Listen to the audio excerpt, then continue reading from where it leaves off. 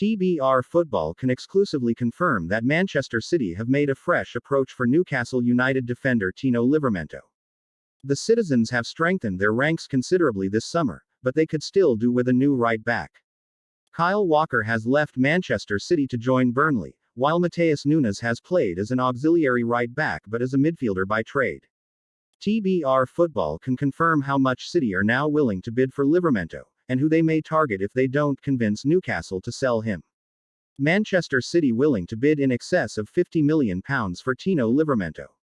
TBR Football chief correspondent Graham Bailey understands that City have made a fresh move for Tino Livramento. However, Newcastle remain intent on not allowing their England defensive star to leave this summer. The citizens remain in the market for a new right back and Livramento sits atop their list of targets. Man City made contact with Newcastle in June, suggesting they would be ready to pay £40 million.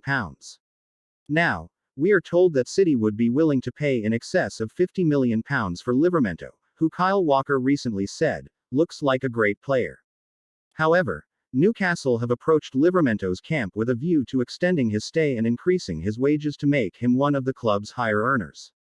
The 22-year-old, who was one of England's stars at this summer's European Under-21 finals, still has 3 years left on his current deal at St James's Park. Juventus duo also in Manchester City's sights. City remain interested in Juventus pair Andrea Cambiaso and Nicolo Savona should they fail to prize Livramento away from Newcastle.